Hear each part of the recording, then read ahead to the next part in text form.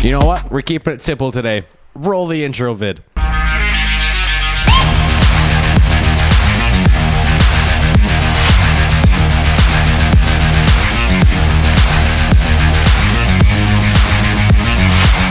It is Kings this week. My name is Jordan Kiss, and it is all happy in Kingsland as the Kings clinching a playoff spot last weekend. We'll show you how they did it in our weekend recap momentarily. We'll also preview the Kings' last two games on Vancouver Island coming up this weekend, and also we'll share some league news regarding next year's showcase event. So lots of exciting things to come. So let's get started like we usually do with our weekend recap. So the Kings are back at home last weekend for two games against the Victoria Grizzlies with an opportunity to seal their fate into the 2023 playoffs. Although on Friday, it would not be possible for the Kings to clinch a playoff spot. A win would definitely put them one step closer to that goal, as we'll pick this game up very early on in the first period, a minute and 10 seconds to be exact. Kings turnover in the neutral zone. The puck will go to Olivier Picard, shoots it from the left circle off of Liam Vanderkooy into the back of the net. His 26th of the season, 5th of the year against the Kings to make it 1-0 Grizzlies. Now, as that period went on, the Kings would find themselves on 3 consecutive power plays, unable to score on those man advantages, but the Kings would use those to gain some momentum and would finally get on the board 18-13. Loose puck in front of the crease. Nobody really knew where it was, but the puck would end up on the stick of Alex Sandu, who buried it for his 4th of the season to tie it up 1-1. Then about 30 seconds after that, on the entry, Anthony Yu, great move, better shot, top corner over Ao Young Ashton for his 15th, as the Kings jumped to a 2-1 lead, which they held going into the second period. Now in period number 2, the Grizzlies would get off to a very hot start. 2-54 shot from Hoyt Stanley. It would be stopped by Vanderkooy, but the puck would be loose, and it would be a tap in for Regan Hiscock, his 9th of the season, 2-2. Then about 20 seconds after that, Ryan Watt with a shot off of Jack Blanchett right to Tim Bisconi, who buries it to make it 3-2 Grizzlies, as that ended the night for Liam Vanderkooy as Kyle Metzen came in relief. But 30 seconds after the Grizzlies made it 3-2, the Kings would tie it up off a great rush here from Will Jones. Gets the puck to the right side, shoots it off a Grizzlies stick and into the back of the net over Ao Young Ashton.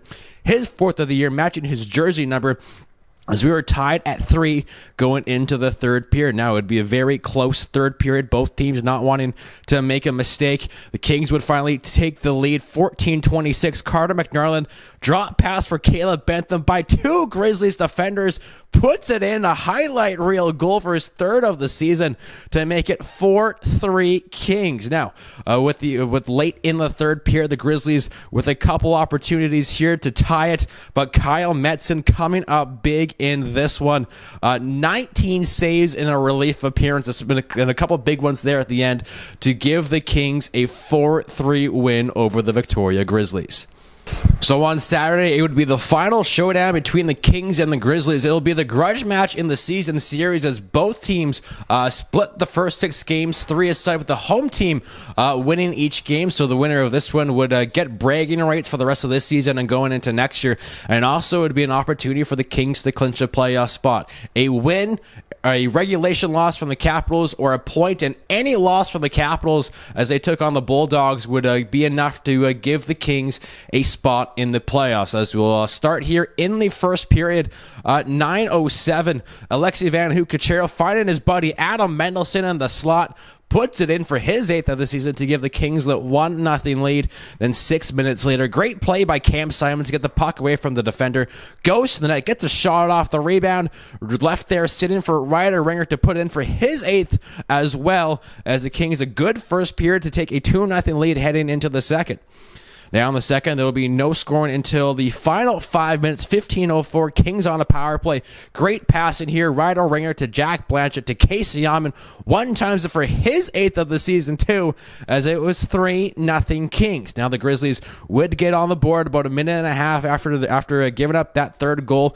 Jack Gorton with the one-timer from the left circle, his 16th of the season, as the Kings were up 2 heading into the third.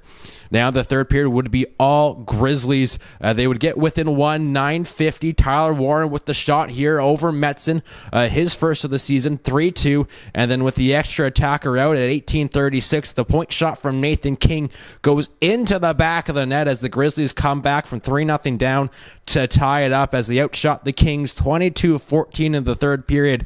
And for the first time this season, these two teams will head into overtime. Now in OT, the Kings with a good chance early on. Anthony Lucarelli right there at the side of the net, but couldn't put it on target as the Grizzlies would go the other way later on. Puck would come back to Nathan King. He would shoot it. It would hit Ryder Ringer, go into the back of the Kings net for the overtime winner as Nathan King, the game-tying goal and the game-winning goal as the Kings, tough loss here, falling short 4-3, but at the end of the day, they pick up the point. Cowichan lost in regulation, so the Kings were still able to clinch a playoff spot in this one. So maybe it's not the way the Kings wanted to do it, but at the end of the day, despite giving up that 3-0 lead and losing in overtime, the Kings do clinch a playoff spot with the loss on Saturday as they currently sit in 7th place, as we probably talk about every week. Record of 16-23-5-3 on the season with 7 games left. The Kings have been playing some pretty good hockey of late. Points in 7 out of the last 10, including points in 5 straight games, as their next step is to officially seal themselves in the 7th seed for the first round of the playoffs. Now, 6th place is still possible, not mathematically out of it, but the Kings are currently 12 points behind the 6th place Chilliwack Chiefs, and with only 14 points up for grabs for the Kings, it means they're going to have to win the rest of their games, and the Chilliwack is going to have to lose every game for the Kings to bump up a position. Highly unlikely, but anything is possible as the Kings are just trying to separate themselves from the 8th place Langley Rivermen. The Kings currently 9 points up on Langley, which means currently the magic number to clinch 7th is 6 points, as the Kings will get set for 2 big games this weekend, Friday and Saturday. First off, Friday, the Kings in Nanaimo to take on the Clippers for the final time this season. The Clippers currently are still top seed in the Coastal Conference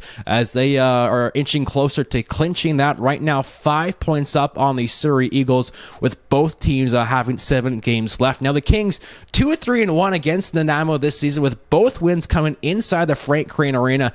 2-1 overall in Nanaimo as they would look to cap off the season series with a W. That is a 7 o'clock start on Friday. Then on Saturday, the Kings in Alberni to take on the Bulldogs for the last time this season. The Kings 2-4 against Alberni, 1-2 inside the Alberni Valley Multiplex, as the Bulldogs currently fighting for home ice in the first round of the playoffs. Part of that big clump there in the middle. They are currently 3rd place right now, just 2 points up on the 4th place Victoria Grizzlies, and 3 points up the 5th place Coquitlam Express. So not much separating the Bulldogs between home ice and not having home ice in the first round. So a big game both Friday and Saturday for all teams involved. Both games will be at 7 o'clock.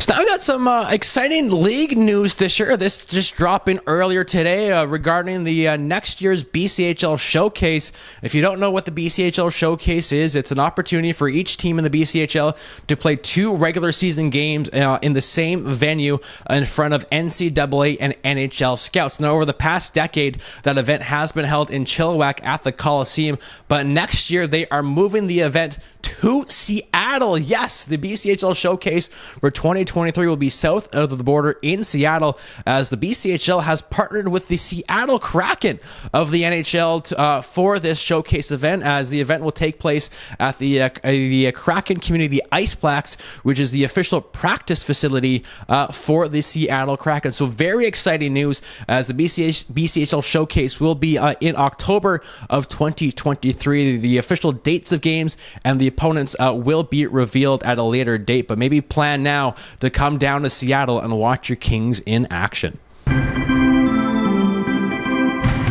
So Kings on the road this weekend, but when they return home next weekend, it'll be the last 2 games of the regular season. Both of them will be against the Cowichan Valley Capitals, March 17th, 7 o'clock, St. Patrick's Day. Wear green. We'll have prizes for the fans who wear the best St. Patrick's Day attire. And then on Saturday, the final home game, a 5 o'clock puck drop, but the party will get started at 2 o'clock as the Salvation Army is hosting a tailgate party. There'll be a food truck on site. There'll be entertainment from the Klansman Pipe Band, so lots of fun planned for our final home game of the regular season. Also that night as well, a $20 ticket and a beer night too. And also, while we're at it, talking about the Kings home games, get set for your season tickets for next season. Might as well get them now. Special early bird price of $2.99 for an adult season ticket. And now that the Kings have officially clinched their playoff spot, if you renew your season tickets or buy season tickets for the first time, or just put down a $100 deposit to your season tickets for next year, if you do that by April 4th, we're going to give you tickets to our first 2 home playoff games this season, as we're looking about early April for probably weekday games for those first 2 home playoff games. So come out to the hat for the final 2 regular season games, March 17th and 18th, and then also think about it. Get your season tickets for next year to get tickets to our first 2 home playoff games on us. And we are through another episode of Kings This Week. As always, I thank you very much for joining me. Kings Dream Lottery, just 10 days left until we pick a winner at our final home game of March 18th. As I speak right now, the jackpot is at $46,900. So close to that $50,000 mark, as that jackpot is only going to get bigger as we get closer to the deadline. So go to PowellRiverKings.com to get your Dream Lottery tickets if you haven't already, or go back there and increase your odds and buy more tickets. Again, just 10 days left to get your Dream Lottery tickets. You just must live in BC and be 19 years of age or older.